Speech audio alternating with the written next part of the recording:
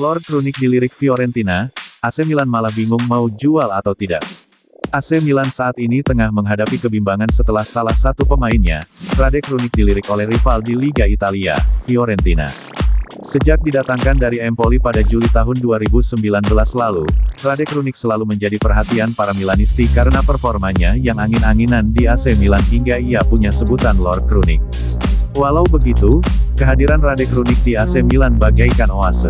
Pasalnya pemain timnas Bosnia-Herzegovina itu bisa bermain dalam berbagai posisi. Berperan utama sebagai gelandang bertahan, Rade Krunic tak jarang dipasang pelatih Stefano Pioli sebagai gelandang serang atau bahkan penyerang sayap. Meskipun tak terlalu vital, Krunic mampu menampilkan performa yang cukup melegakan. Hal itulah yang membuat Rade Krunic dipertahankan hingga saat ini oleh AC Milan. Namun baru-baru ini, AC Milan dilanda kebimbangan karena salah satu rival mereka di Liga Italia, Fiorentina, menaruh minat kepada Rade Krunic. La Viola ternyata juga mengendus kemampuan Krunic yang bisa bermain di berbagai posisi.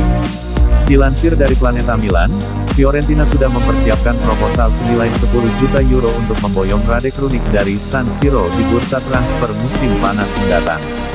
Melihat nominal yang diajukan oleh Fiorentina, AC Milan pantas untuk berpikir panjang. Pasalnya mereka mendatangkan Rade Krunic dari Empoli hanya dengan 8,6 juta euro saja. Jika Rossoneri menjual sang pemain ke Fiorentina mereka bisa untung lumayan.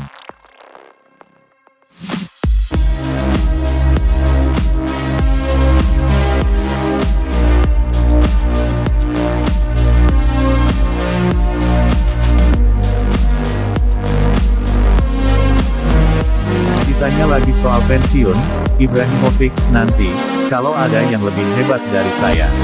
Pertanyaan soal pensiun kerap terlontar ke striker AC Milan, Zlatan Ibrahimovic.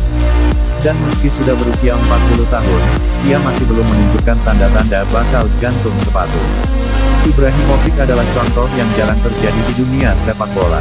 Sebab pemain pada usianya umumnya sudah memulai karir sebagai pelatih, dan pensiun sedari umurnya masih di kisaran 34-35 tahun.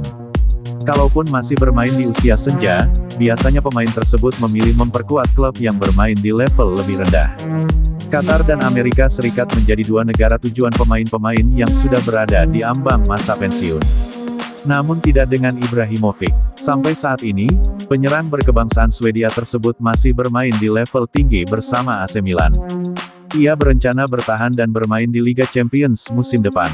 Kesempatan itu ada, karena Milan sedang menempati posisi puncak dalam klasemen sementara Serie A. Selama mampu bertahan di 4 besar, klub berjuluk Rossoneri tersebut bakal tampil di Liga Champions musim depan.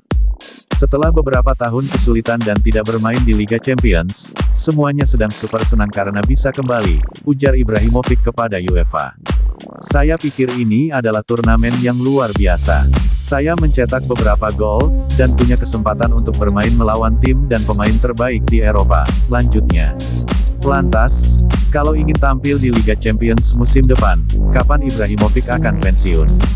Ia menjawabnya dengan gaya jumawanya, mengatakan bahwa dirinya bakal gantung sepatu kalau sudah ada pemain yang lebih baik darinya.